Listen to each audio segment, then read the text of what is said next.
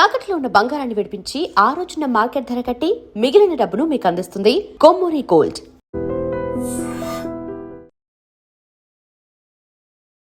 Welcome to iDream news. This is Pawan.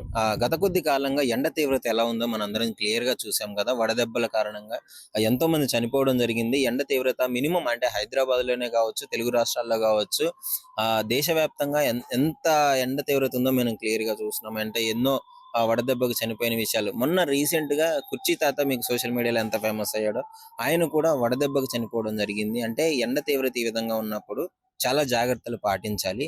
But గత కొద్ది కాలంగా ఈ ఎండ తీవ్రతకి ఒక ఫుల్ స్టాప్ పడిందనే చెప్పుకోవచ్చు. నిన్న రాత్రి వాతావరణం మొత్తం గత కాలానికి భిన్నంగా తయారైంది. ఈ అల్పపీడనాలు ఓవర్ గా హీట్ అవ్వడం వల్ల ఆవిరి పైకి లేసి, అదే విధంగా సముద్రంలో నుంచి ఆవిరి పైకి లేసి, ఈ విధంగా రావడం వల్ల కొంచెం అల్పపీడనం కారణంగా వానలు పడే అవకాశం ఉందని చెప్పేసి గత కొద్ది కాలంగా చెప్తూనే ఉన్నారు.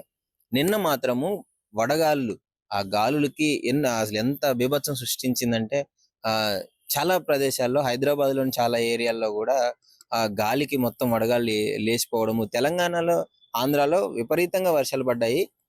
అది ఓవర్ నైట్ ఫుల్ గా అర్ధరాత్రి స్టార్ట్ అయిన వర్షము మార్నింగ్ 6 వరకు కూడా కంటిన్యూస్ గా పడుతూనే ఉంది. ఈ విధంగా వర్షం అయితే రావడం జరిగింది. ఆ వడగాలులకి చిన్న చిన్న రేకులు షెడ్లు ఇవన్నీ ఎగిరిపోవడం కూడా జరిగింది. వాటి బీభత్సం మనం క్లియర్ గా వీడియోలో మీరు క్లియర్ గా చూస్తున్నారు. మీకు చూపించిన వీడియోలో క్లియర్ గా కనిపిస్తుంది కూడా. భారీ వర్షం కారణంగా ట్రాఫిక్ జామ్ కూడా విపరీతంగా అయింది. హైదరాబాద్ లో మీకు తెలుసు ట్రాఫిక్ ఎలా ఉంటుందో. ఈ వర్షాల కారణంగా ఇంకా ఇంకా ఎక్కువగా ట్రాఫిక్ అవ్వడం జరిగింది. మ్యాన్ హోల్ అన్ని రోడ్లు నీళ్లు నిండిపోవడం జరిగింది. ఎప్పుడు వర్షం పడ్డా గ్రేటర్ హైదరాబాద్ లో ఒకటే ప్రాబ్లము, ఈ మ్యాన్ హోల్స్ అన్ని నిండిపోయి రోడ్ల మీదకి నీళ్లు రావడం జరుగుతుంది. సో ఇప్పుడు ఇంకా ఎందుకు మరి అంటే కొంచెం ఉపశమనం ఉండొచ్చు. బట్ ఈ వర్షాల కారణంగా ఈ వడగాలులు, ముఖ్యంగా వడగాలులు అంత పెద్ద వేగంతో రావడం వల్ల ఆహ్, గా చె పంటలు వేసిన వాళ్ళకి గావచ్చు, పండించిన వాళ్ళకి గావచ్చు, ఏదో ఒక పంట ఉంటుంది గదా. అవి మొత్తం ఖరాబ్ అవ్వడము. ఇంకా ఇల్లులు లేసిపోవడము, రేకులు లేసిపోవడము. ఇంకా ఇలాంటి ఇన్సిడెంట్‌ల వల్ల కొంచెం ప్రమాదం జరిగే అవకాశం ఉంది గాబట్టి, ముఖ్యంగా వడగాలులకు బయటికి రాకుండా ఉండాలి. ఎందుకంటే వడగాలులు చాలా డేంజరస్. ఈదురుగాలులు, వడగాలులు వీటన్నిటిని తట్టుకొని అంటే ఒక మిడిల్ ఏజ్ వాళ్ళైతే ఓకే. ముసలి వాళ్ళు వీళ్ళందరూ బయటకొస్తే వీటికి ఎఫెక్ట్ అయ్యే ఛాన్సెస్ ఎక్కువగా ఉంటాయి. నిన్న గూడా ఎంత బీభత్సంగా పడిందో వర్షం చూశారు గదా. ఇదే వాతావరణం ఇంకా కంటిన్యూ అయ్యే అవకాశం ఉంది. దాదాపు ఇంకో 2, 3 రోజుల వరకు ఇదే వాతావరణం కంటిన్యూ అవుతుంది. సో ప్రజలు జాగ్రత్తగా ఉండాలి. ఇది రాత్రి వేళలోనే వచ్చే అవకాశం ఉంది అని జెప్పేసి క్లియర్‌గా వాతావరణ శాఖ చెప్పడం జరుగుతుంది. సో పగలు ఎండైతే వస్తుంది. బట్ కొంచెం ఉపశమనం గదా. నిన్న పడిన వర్షానికి ఇప్పుడు కొంచెం అంత హీట్ అయితే లేదు. మరీ 40 డిగ్రీలు, 45 డిగ్రీలు వస్తుంటే తట్టుకోలేకపోతున్నారు ప్రజలు గూడా.